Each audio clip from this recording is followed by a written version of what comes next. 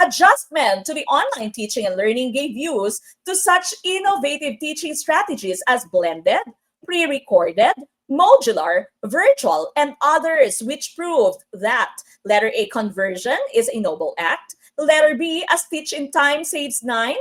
Letter C, necessity is the mother of inventions. Or letter B, or letter D, sorry, be silent always when you doubt your sense. What is this? Adjustment daw po to the online teaching and learning gave use, okay, to such innovative, no, bagong mga strategies in teaching, katulad na lamang ng blended, pre-recorded, modular, virtual, etc.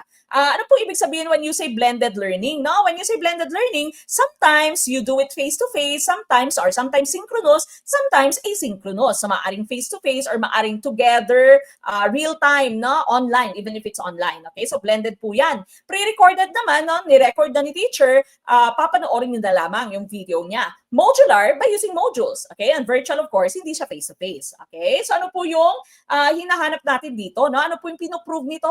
And so, tumpak na choice natin is letter C. No? So, necessity is the mother of inventions. Dahil kinakailangan, dahil necessity, no? Kinakailangan talaga natin, necessary talaga, we had to be inventive. Nakaimbento tayo ng iba't ibang klase ng pagtuturo, hindi na lamang face-to-face, dahil kinailangan natin nung panahon ng pandemic. No? So, yan din po yung nangyari dito sa Gurong Pinoy.